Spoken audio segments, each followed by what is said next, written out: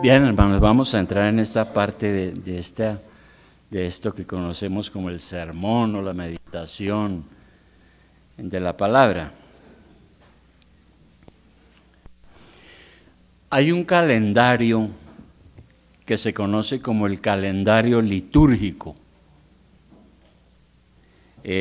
Lo celebran la católica, por supuesto, pero también algunas iglesias, ¿no? Y lo acomodan a su estilo. ¿Y en qué consiste ese calendario? Que parte en el año en algunas festividades importantes. Entonces, a esta temporada la llaman Adviento. Luego viene una que se llama Navidad. Después, por allá en el mes de abril, viene una cosa que llaman Cuaresma. Y después viene la Pascua y cosas así, ¿no? Y a veces usan ese calendario pues para predicar temas que tienen que ver exactamente con los pasajes que son pertinentes al respecto. Y en este tiempo, precisamente, se recuerda permanentemente el nacimiento de Jesús y todo lo que se dio alrededor de él, ¿no? Todos los eventos que nos narran los evangelios. En esa historia, entonces, María es central por su maternidad, especialmente por el hecho de que fue la mujer elegida para la encarnación de Dios, lo cual es un hecho trascendente. Entonces, yo los quisiera invitar a que miremos Lucas 1:46. Lucas 1:46.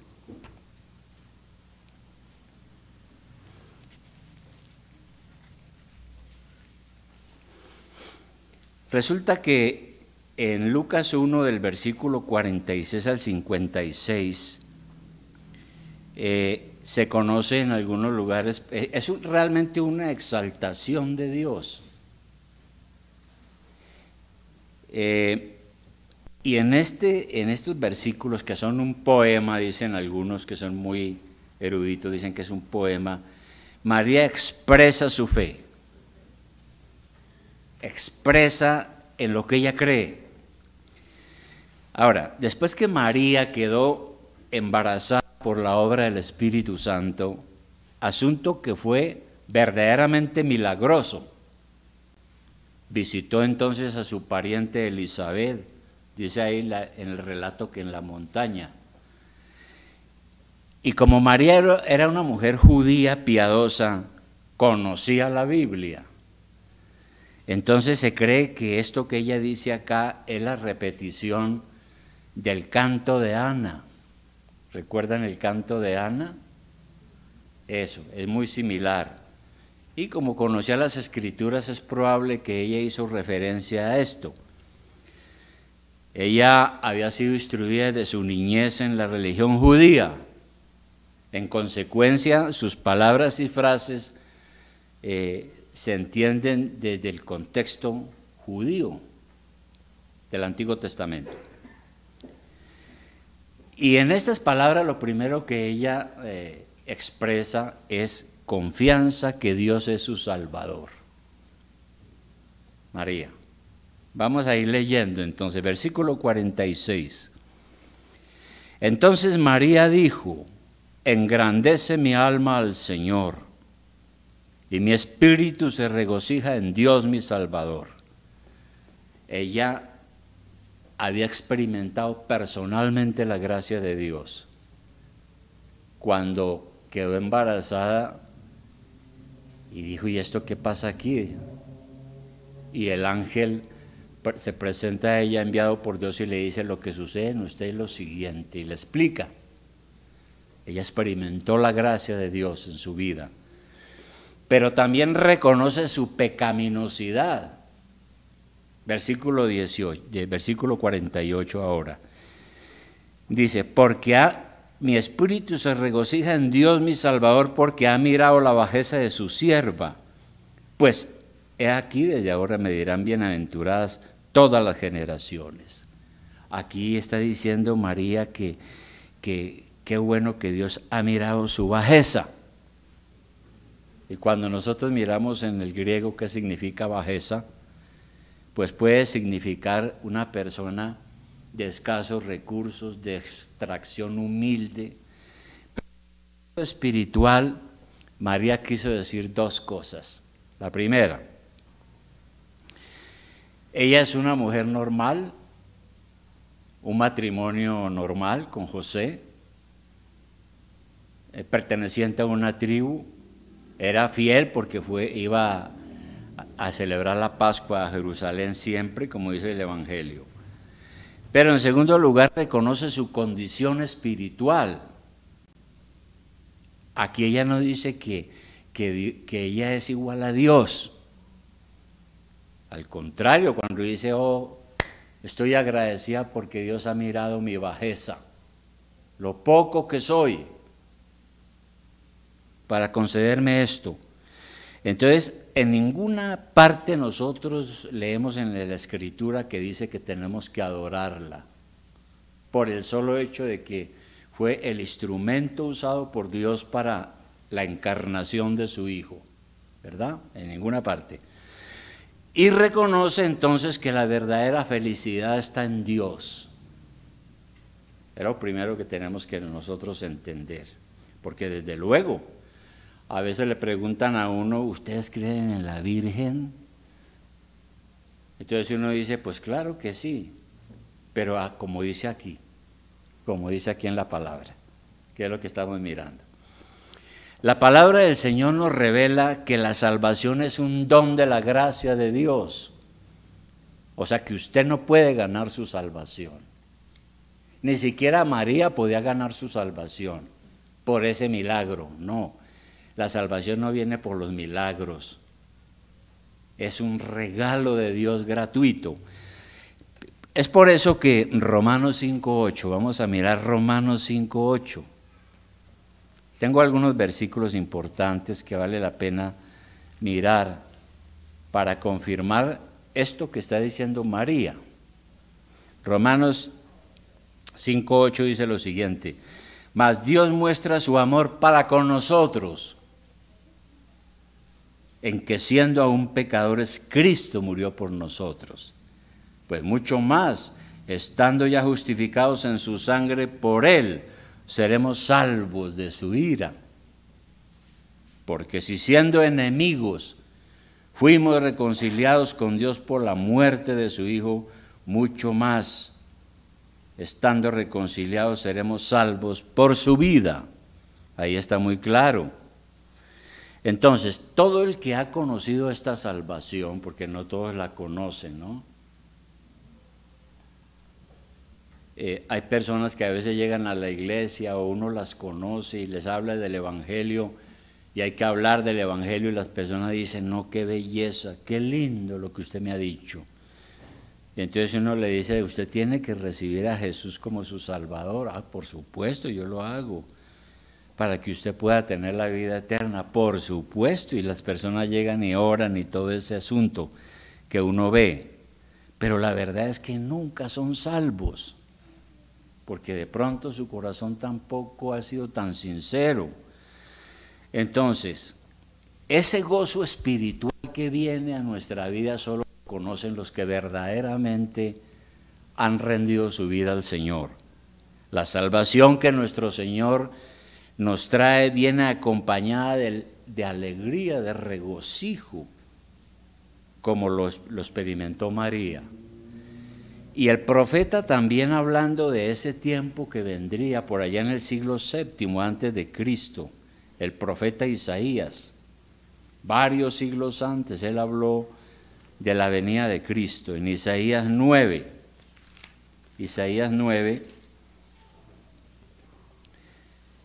versículo 2 dice lo siguiente, está hablando precisamente y profetizando de ese Salvador que vendría. Y dice, el pueblo que andaba en tinieblas vio gran luz. Los que moraban en tierra de sombra de muerte, luz resplandeció sobre ellos. Pues es todos los que vivimos en el pecado y los que vivían en el pecado en ese momento.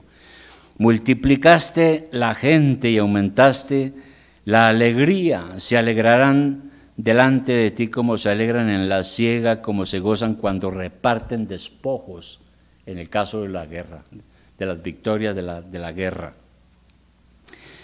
Pero es eso, la salvación del Señor nos trae regocijo a nuestra vida. Cuando el Señor ilumina nuestra vida, se disipa la ignorancia. Abre nuestros ojos para que nos demos cuenta de cuál es nuestra verdadera condición. Dios quiebra nuestro orgullo y arrogancia y nos damos cuenta de nuestro pecado y entendemos qué es la salvación y cómo es la misericordia de Dios. Hay que tener ese conocimiento y esa experiencia. Es por eso que en Gálatas, una de las cartas del apóstol Pablo, vamos a mirar ahora más adelante, Gálatas capítulo 1, versículo 15, mire el testimonio del apóstol Pablo, el gran apóstol Pablo, ¿no? Él dice aquí en Gálatas 1:15 lo siguiente. Dice que él era un impío, un pecador, un hombre que andaba en el mundo, un religioso que no conocía la salvación. Pero dice aquí, pero cuando agradó a Dios, Dios es el que toma la iniciativa.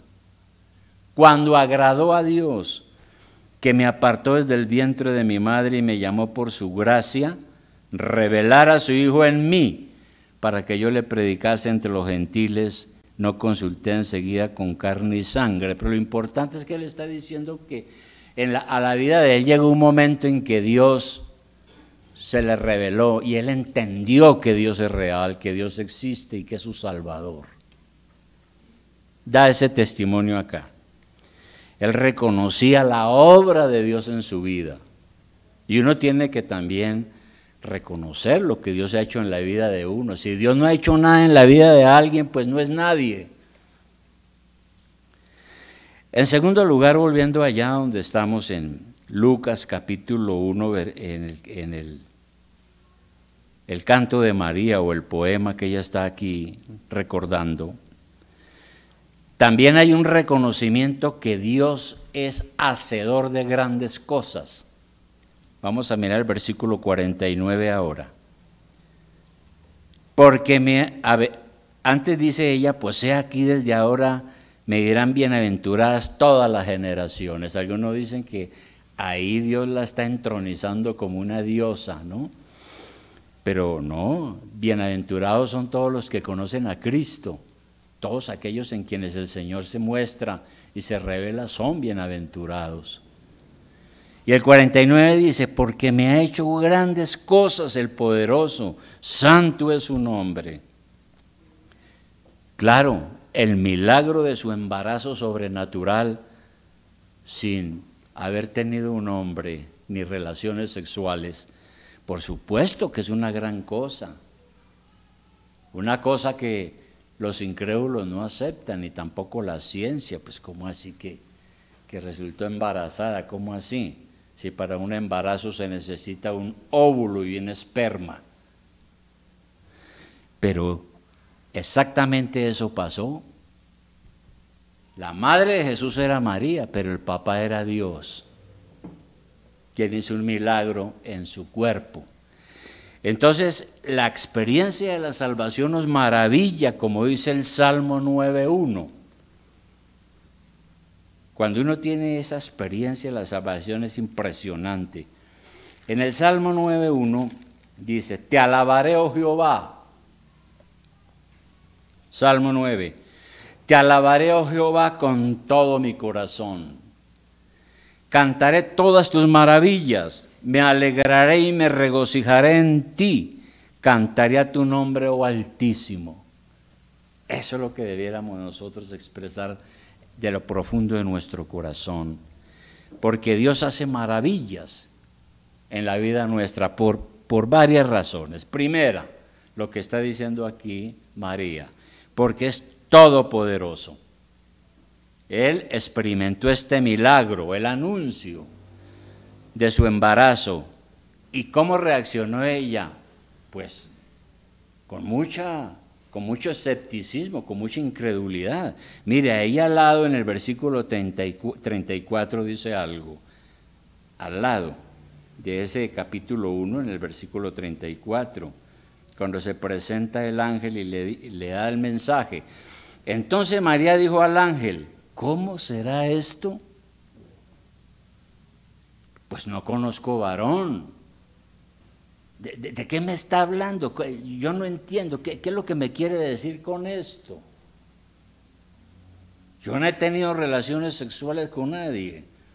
Y entonces el ángel le dice en el 35, el Espíritu Santo vendrá sobre ti y el poder del Altísimo te cubrirá con su sombra, por lo cual también el santo ser que nacerá será llamado Hijo de Dios. ¿Sí?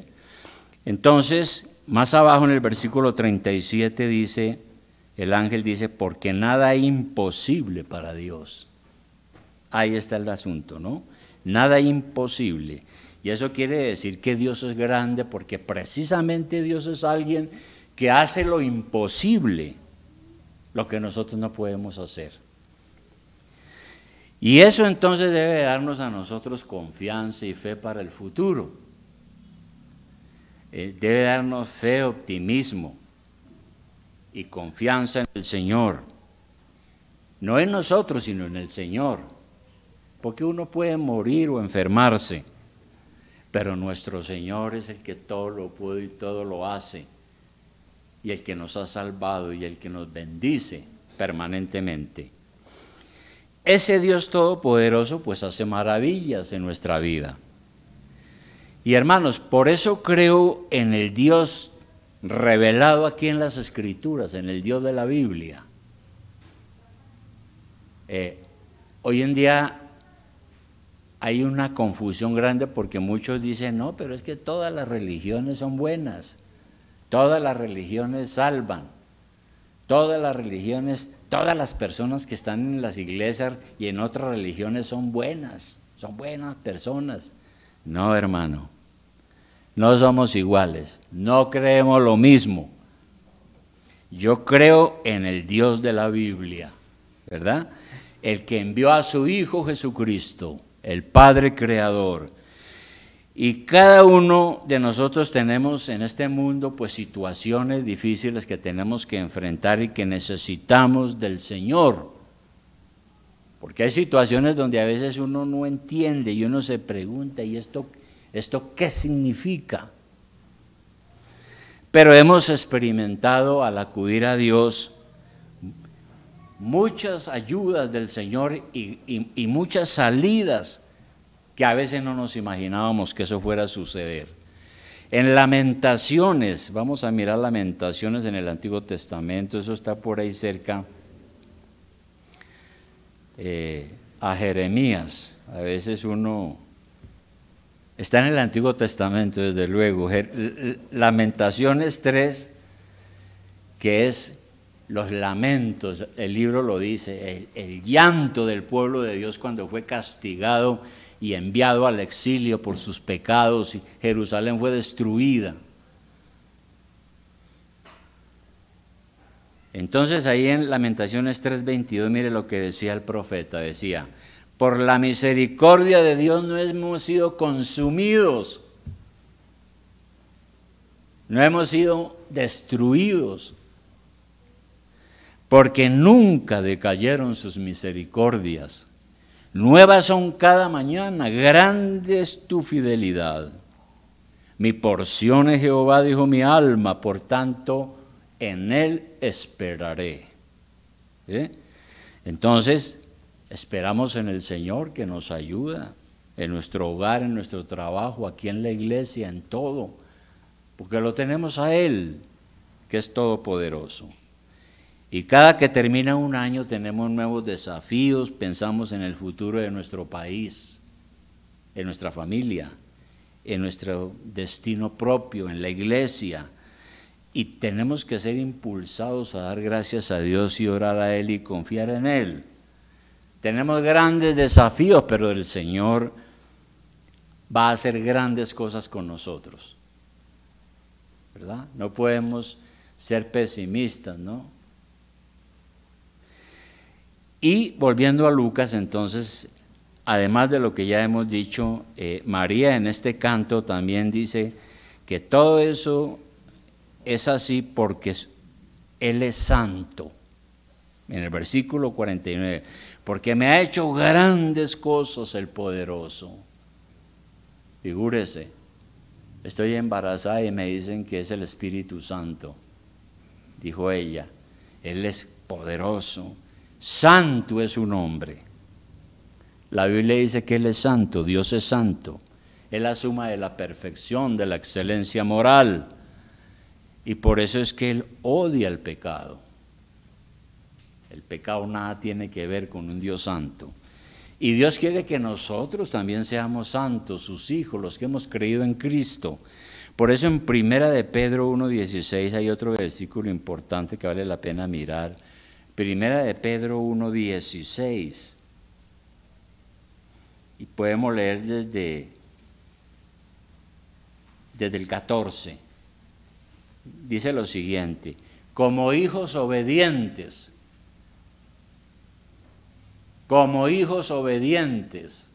si usted es un hijo obediente a Dios, no os conforméis a los deseos que antes teníais estando en vuestra ignorancia, ¿verdad? Pues cuando yo no conocía a Cristo hice cosas que me arrepiento y casi no me alcanza la vida para arrepentirme, y le digo al Señor, Señor, perdóname porque yo estaba en la ignorancia. Eso también lo dijo el apóstol Pablo. Lo que yo hice, lo hice estando en mi ignorancia como pecador. Entonces aquí dice en el versículo 14, como hijos obedientes, no os conforméis a los deseos que antes teníais estando en vuestra ignorancia, sino como aquel que os llamó es santo, sed también vosotros santos en toda vuestra manera de vivir. Ahora, esto de ser santo es un concepto que la gente afuera no lo entiende. Eso lo entienden solamente los verdaderos cristianos, porque la santidad es una virtud desconocida en el mundo que está sin Cristo. Entonces los que no conocen al Señor como su Salvador, cuando hablan de santo, pues se refieren a alguien que murió y que el Papa lo canonizó, o se refieren a una estatua. No, la Biblia dice que por el hecho de haber recibido a Cristo somos santos, y como somos santos tenemos que vivir una vida santa. Es importantísimo, Dios quiere eso. La piedad es mi distintivo como cristiano, tenemos que ser piadosos. Es nuestra responsabilidad hacer todo lo que esté a nuestro alcance para vivir una vida que le agrade al Señor, una vida para la gloria de Dios y para ser un ejemplo al mundo. Si la gente de afuera, y esto es una preocupación mía, si la gente de afuera que nos conoce no ve en nosotros personas íntegras, no van a creernos. No van a creernos. Y vamos a tener muchos problemas. Y no podremos ser ni sal de la tierra ni luz del mundo, como dijo el Señor. Y volviendo nuevamente allá a Lucas, María sigue diciendo algo, pero ahora en el versículo 50 de este cántico, dice: y su misericordia es de generación en generación a los que le temen. Dios es compasivo. Sabe que somos pecadores, sabe que somos imperfectos, sabe que somos mortales, que solos no podemos hacer esas cosas, que necesitamos la ayuda de su gracia, ¿no? Y por eso nuevamente podemos mirar Lamentaciones 3:22, donde estuvimos hace un momento. En Lamentaciones 3:22, ya lo leímos, ¿no? Sí, ya lo leímos, es el mismo. Entonces, la misericordia de Dios es grande para con nosotros los pecadores. Nosotros merecemos el castigo eterno, pero Dios ha enviado a su Hijo para salvarnos. Y eso es Navidad. Exactamente eso es. Si alguien me dice que es la Navidad, hay que responderle: Jesucristo ha venido a salvarme a mí y a usted. Y usted tiene que arrepentirse de sus pecados si quiere tener Navidad. Es cierto que Dios hace llover su sol sobre malos y buenos, pero Dios se compadece de manera especial, como dice aquí María, de los que le temen. ¿Y quiénes son los que le temen? Los que se arrepienten y confían en Cristo y tienen presentes sus mandamientos. Y sigue diciendo allá en el canto de María, ahora en el versículo 51, algo muy importante. Hizo proezas con su brazo, esparció a los soberbios en el pensamiento de sus corazones. Entonces aquí lo que se está hablando es de la justicia de Dios, ¿no? María está diciendo algo que ha sido cierto. Uno cuando mira la historia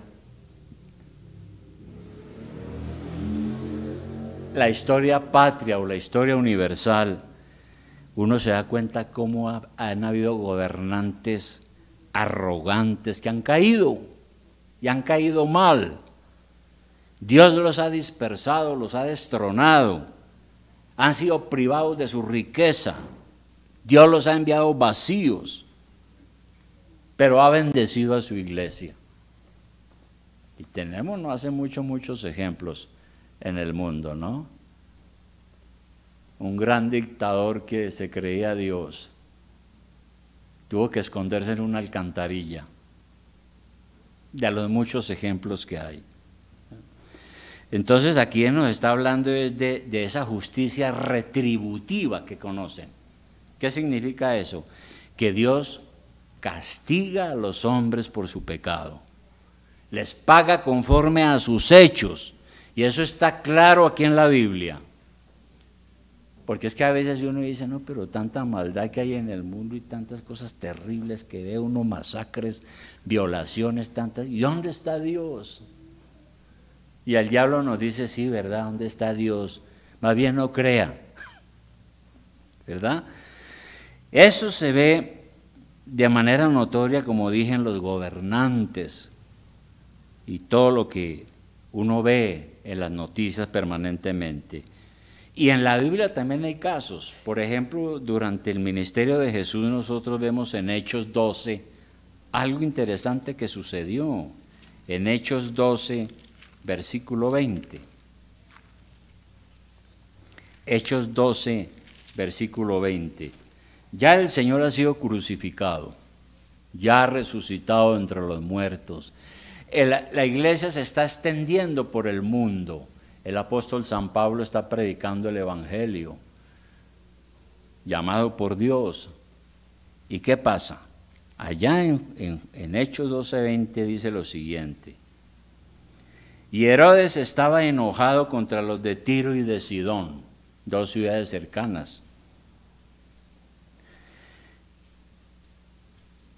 Pero ellos vinieron de acuerdo ante él y sobornado Blasto, que era camarero mayor del rey, pedían paz porque su territorio era abastecido por el del rey. Ahí está la intriga política, ¿no? Algunos están asustados porque el rey Herodes está bravo. Dicen que era el nieto de Herodes el Grande.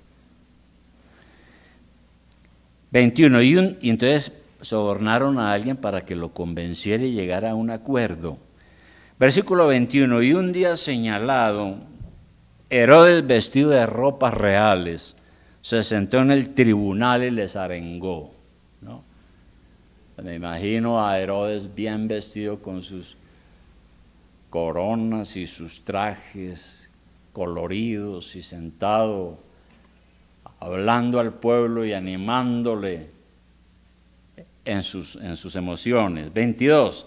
Y el pueblo aclamaba gritando, voz de Dios y no de hombre.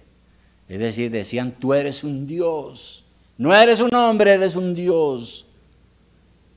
Le decían a Herodes. Al momento un ángel del Señor le hirió por cuanto no dio la gloria a Dios y expiró comido de gusanos. Ahí está, ¿verdad? Murió, le dio un ataque, algo pasó, murió y terminó en el cementerio comido de gusanos. El gran Herodes, del cual decían él es Dios, no es un hombre. Ahí está. Y sigue diciendo aquí en el versículo 53 María otra cosa importante. A los hambrientos colmó de bienes y a los ricos envió vacíos. Y aquí entonces tenemos la justicia distributiva, de la cual hablan los teólogos. Es decir, que Dios es justo en la distribución de recompensas y castigos. Dios es justo. A uno a veces le parece que tal vez Dios no es justo. Y puede uno entrar hasta en un conflicto con su fe. Pero tenemos que aceptar lo que dice la palabra, Dios es justo. Y por eso Isaías en el capítulo 3, vamos a mirar Isaías en el capítulo 3, versículo 10. Un versículo que me llama mucho la atención.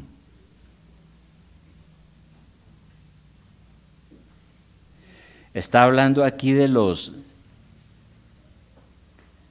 pecados de Judá y de Jerusalén, terrible, por los cuales Dios los destruyó. Y dice, ay del alma de ellos. Y eso está en admiración, ¿no? Isaías 3:9, más abajo, en la mitad del versículo, ay del alma de ellos porque amontonaron mal para sí. Decida al justo que le irá bien, porque comerá de los frutos de sus manos.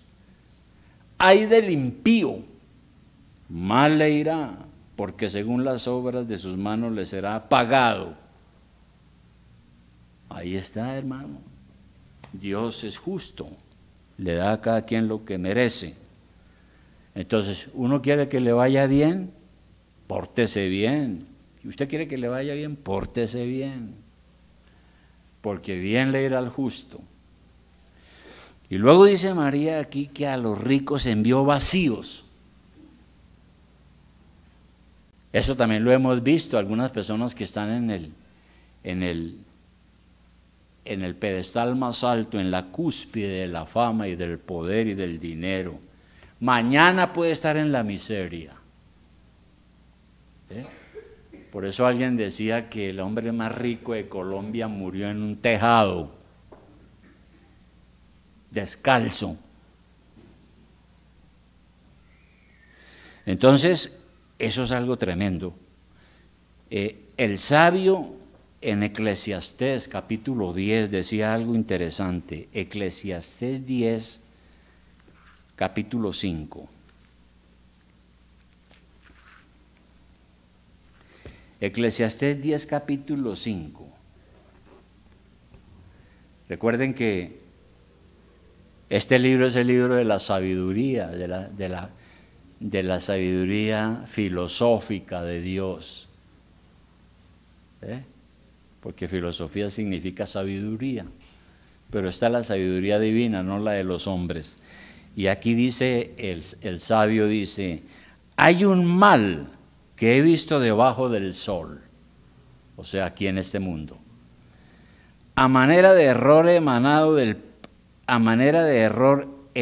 del príncipe. La necedad está colocada en grandes alturas y los ricos están sentados en un lugar bajo. Entonces él dice que él observó que están gobernando los necios, ¿no? Y que los ricos que eran ricos ahora están abajo. Y en el versículo 7 dice, vi siervos a caballo. Pues porque en esa época montar en una mula eran los reyes los únicos que montaban. Y él dice que vio esclavos montados en caballos y príncipes que andaban como siervos sobre la tierra, gente que fue príncipe y después era esclava en su condición social y miserable. De manera, hermanos, que este fue el cántico de María para exaltar a nuestro Señor y para darle toda la gloria. Ese fue. La Biblia nos enseña que tenemos la responsabilidad nosotros de lo mismo, como cristianos, alabar a Dios, exaltarlo a Él, creer en Él como nuestro Salvador personal. ¿Y eso qué indica o qué implica? Uno, tenemos que reconocer nuestro pecado. Todos los días tenemos que orar al Señor y decirle: Señor, perdóname, yo he fallado, he pecado, o con mi esposa, o con mis hijos, o con mi prójimo, o he sido ladrón, o he sido mentiroso, o sea, no es que porque somos cristianos ahora somos inmaculados, eso no es cierto. La tentación está permanente, ¿no? Reconocer nuestro pecado, acogernos al Señor para que Él nos dé su gracia, porque solo con su poder y su gracia podemos vencer. Jesucristo ha venido a salvarnos del pecado y de sus consecuencias. Eso es Navidad. Y al igual que María, debemos escuchar el llamado de Dios a la salvación, alegrarnos, pero también reconocer que es por su misericordia y que nosotros no merecemos nada. Y es la única manera como podemos tener al Señor de nuestro lado como nuestro Salvador. De manera, hermanos, ¿cuál ha sido su experiencia de salvación? Que sería una pregunta. Y de pronto alguien puede decir: ¿y el pastor de qué está preguntando? Pues claro, que yo soy un cristiano. Por supuesto, soy salvo. Pero como dijo alguna vez, pues bueno, dúdelo, es bueno dudarlo, la duda no es mala. Si hay cosas en la vida de uno, pues hay que orar a Dios, ¿no es cierto? Ha conocido por experiencia propia el perdón de Dios, su gracia que lo capacita para creer en el Señor. Eso es algo que uno vive, que experimenta, que siente, que cree. Pero lo más importante es que el Señor nos salva permanentemente de la desgracia de nuestro pecado, que es el mal peor de la humanidad. Nuestro Señor, de manera muy sencilla, dice: el que en mí cree tiene vida eterna. Punto final. Dice Jesús: el que en mí cree tiene vida eterna. El que no cree no verá la vida, y la ira de Dios estará sobre él. Y la vida eterna es una nueva vida con Dios, vida en su gracia, vida para siempre. Pero el camino es uno solo: crea en el Señor Jesucristo y arrepiéntase de su pecado. No hay otra manera, no hay ninguna otra sobre la tierra, ¿verdad? Vamos a orar al Señor.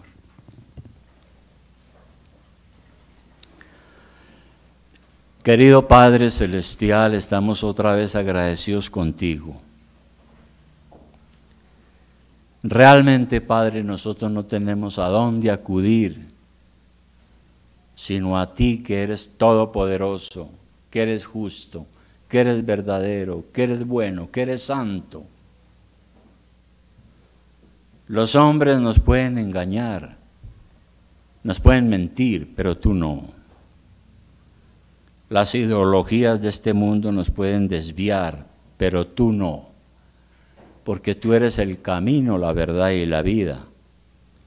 Nosotros, Señor, compartimos este canto aquí del Evangelio de San Lucas, que también fue un canto de Ana en el Antiguo Testamento. Querido Padre, ayúdanos para tener esa confianza en ti, que nos ayuda a vencer todas las dificultades, todas las tristezas de este mundo, todas las depresiones, todas las angustias de este mundo, porque tú llenas de alegría nuestra alma, nos llenas de gozo, de seguridad, de paz. Ayúdanos, Señor, al recordar durante este tiempo tu venida para salvarnos. En el nombre de Jesús damos gracias. Amén.